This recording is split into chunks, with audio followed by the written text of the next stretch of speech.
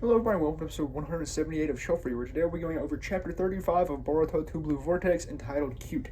Now this chapter starts off with us seeing as Jura and Hidari are talking, and we see as they mention about how Mamushi is now dead. They mention about how he kind of died due to his philosophy and belief that the divine trees would in fact thrive, and Jura mentions about how this is very simplistic, but he did still also want Mamushi to live because Mamushi was one of his allies. But yeah, so we see as they talk, and Hidari points out that Jura could have acquired Mamushi's divine tree bulb, but he didn't, just like he didn't with, what was her name? Crap. Mitsuri and Ryu. And so he also asks, why did you save mine? And then we see as Jura mentions about how he feels, well, he hadn't thought about it prior, but he mentions about how now that he's thought on it, he feels as if he would feel a sense of sadness if Hidari died. And he mentioned about how, does that gross you out? And Hidari's like, yeah, kind of. He says he gives me the ick. But then we see he's like, though it does that, I'm okay with it. So we see as a bond is growing here between Jura and Hidari, and once again, the, emotions of the divine trees are deepening. But yeah, so then after this, we also get to see like a lot of stuff throughout Konoha Village. We get to see as Inojin is told by a little toad from Koji that he in fact has to prepare to keep his mind transmission and mind transmission formation jutsu active at all, well, not active at all times, but ready to use at any time, like any time at all, like when he's sleeping, crapping, all of that all of that is specifically detailed, by the way. But yeah, so we see this, and then we get to see as Kawaki ends up going and speaking with Koji. Now we see Koji's working on a bunch of his little toads, and he mentions about how they're fully autonomous, not autonomous, but fully controllable, non-synthetic life forms that he's created to essentially allow him to do whatever, essentially to act the same as Jiraiya's toads. But yeah, so we see this, and he starts to tell Kawaki about his battle prowess abilities, and we see that in fact during the battle with Mamushi that Koji had given 85% of Kawaki's power into attack or offense and 15% into defense. So with this distribution, Kawaki's obviously kind of infuriated because he's like, "Yo, I told you to put me on offense," and then Koji ends up rebuttaling with not Koji, Amado ends up rebuttaling with, "Yo, I shouldn't have done that because you already almost overheated just with this distribution alone." However, he's talking. He's like, "But I am now willing to crank your offensive abilities up to 100%. And he does it right there, and he says, I'm able to do this, and I'm willing to do this, but you have to keep this little toad on you so I can do it remotely and instantaneously." So we see as Kawaki's like, "Oh, okay, I'll do that." And we see then as Amado kind of discusses about how he'll keep his defensive abilities at 100% when he's not in combat, just so there's no way for Kawaki essentially to be destroyed. I mean, once he gets in combat, he's like, "Yeah, I will crank you up to 100%, just so you can have that immense power in battle." But he then speaks a little bit more about this, and Kawaki's like, "Okay, that's fine." And then we see as Amado's like, "Yes, I'm willing to do this, but there has to be a payoff." And then Kawaki mentions about how he's still not willing to give Amado's daughter a karma. But Amado's like, "No, I'm not bringing that up again." So he then speaks upon another deal, but we don't get to see that deal, but we do get to see it come to fruition. But yeah, so then after that we see as previously before we saw the energy stuff, we saw that Boruto was flying over Konoha, but now we actually get to see what he was doing. He went to get Sarada, or tell Sarada to go meet him somewhere. And they go up and meet at this tree, where you see as they begin to discuss just a little bit of the past, stuff like that, about how Boruto lost his eye, and about how Boruto's glad that Sarada in fact can see again now, because we did see as she got some new glasses and she was able to see well, so her eyes had not been damaged to the point of being unable to be fixed or rectified in at least corrections. But yeah, so we see this, they kind of start talking, and then ultimately they kind of get to the main point of why they're here. And we see as Sarada ends up mentioning her knowledge on the plan that in fact Code is wanting to capture her so that she can act as bait to lure Boruto into the Divine Tree Beast lair. And so we then see, as they kind of discuss this a little bit more, they also discuss about how during the fight with Mamushi that Code went around all of Konoha placing his claw marks, and how the only way to get rid of these reasonably would be to get Kawaki to use Sukuna Hikona to shrink all of them down, but this would take forever even with the assistance of the police force. So we then see as Boruto ends up giving Sarada 2 markers, and he's like, "Okay, I need you to take these because I want you to get captured. You need to willingly get captured, so that once you get there, you can drop these and I can transport to you instantaneously."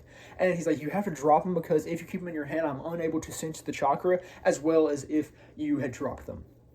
So we see ultimately they agree to this, and then Boruto tells Sarada to never lose hope, essentially never ever give up. But yeah, so then we get more to some other kind of odd stuff. Like, okay, I don't really know why this part was in here, but I do kind of have assumptions about it. But we see as Hidari and Juro are talking once more, and Hidari is reading a book, and Juro's like, "Yo, you've been reading a lot of books recently," and Hidari's like, "No, I've really just been gazing at them," and he ends up showing it to Juro, and he's like, "What can you glean from this?" And Juro's like, "I really can't glean anything from it." And there's just a bunch of pictures of cats, and Hidari's like, "Well, do you not find any of them cute?" And we see as Juro looks at it, and he's like, "Cute?" question mark. And we get to see a picture of a cat, and it's got like the daggone sound effect symbols that like Dio and Jotaro have when they're like walking toward each other in that one panel. So I guess a cat is on level with the stand wielder of the world. But yeah, so we see that. And then we move on. Now, I guess I kind of want to discuss why I believe this was in here. I don't believe it was just in here because, I mean, yeah, I kind of feel like Ikimoto just kind of wanted to draw cats, but also I feel as if it is a way to show the further development of the Divine Tree's emotions. Because prior to this, we haven't really seen much in terms of, like, positive emotions like that. Yeah, we see as Mitsuri had affection toward Konohamaru, but that's only the really depth of, I guess, almost romantic. Not really a romantic. He didn't have a romantic affection towards the cats, but I guess kind of optical perception based emotions. Like, yeah, we see as they feel like emotion, but we don't really see as those emotions are derived from like stuff based on their appearance. And now we see that Hidari is feeling a sense of cuteness from cats. So this most certainly shows a development of emotional complexity that we haven't much seen prior. So the Divine Tree Beasts are becoming more and more intelligent and more complete beings, which is worrying. Because we also see now as Jura is feeling a sense of attachment towards Hidari. So all of this is developing into a possibly highly both is intellectually intelligent and emotionally intelligent Divine Tree Beast, which is very worrying because that is a very powerful entity just waiting to happen.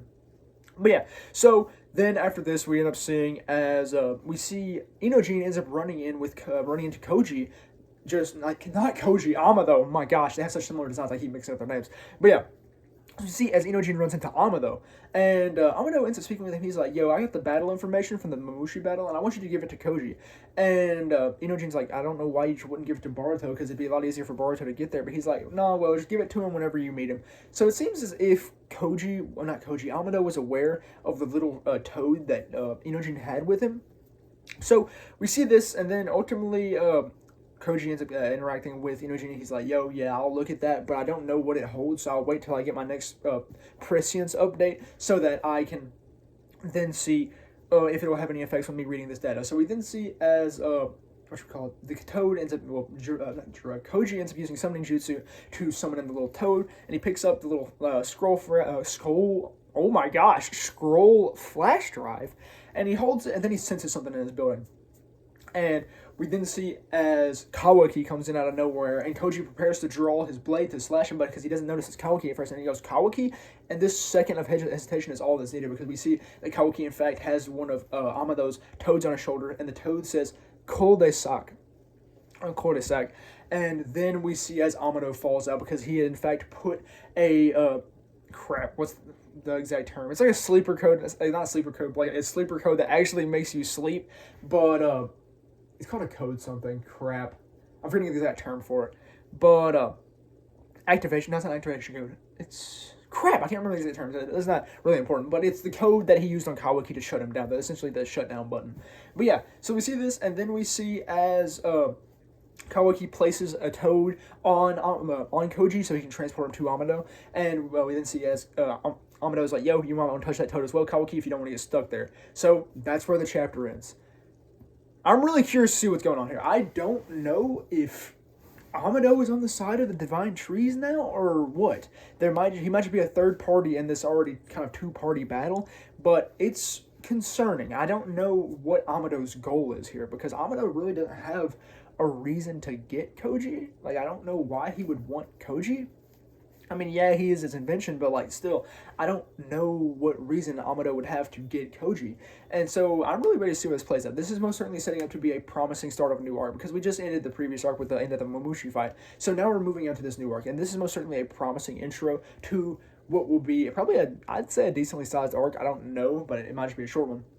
And that's what I was talking about. I was talking with my girlfriend yesterday about how I really don't know how long Two Blue Vortex will be, because I do hope that it's over 80 chapters. I don't feel like this full story can be fleshed out to its maximum potential in just 80 chapters, because we're 35 chapters in already. We're almost halfway through, and I don't believe we're close to getting a conclusion, which we would need to be getting at least toward almost a kind of a beginning of a wrapping point if we were.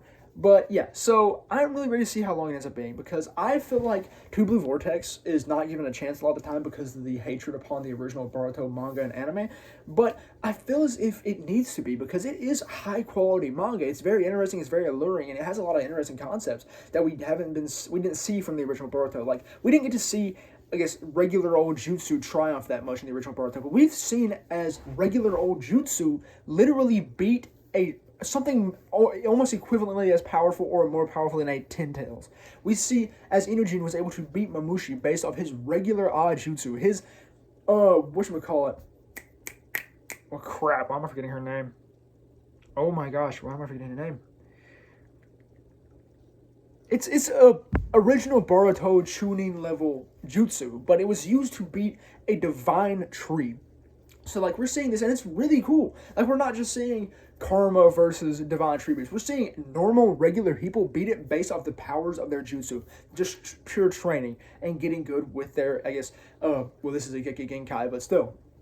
So, I'm just really excited to see how long it will be. Like I said, I believe it'll be longer than 80 chapters, because I don't believe Ikimoto is going to just give it 80 chapters, because it deserves more than 80, and this story cannot be wrapped up in just 80 chapters in a satisfying manner, and I hope it's not wrapped up in 80 chapters. So yeah, that's all it really was for chapter 35 of Boruto 2 Blue Vortex, entitled Cute, as I said, and that's all I really have for episodes 178 of Shelf Review. So thank you very much for watching.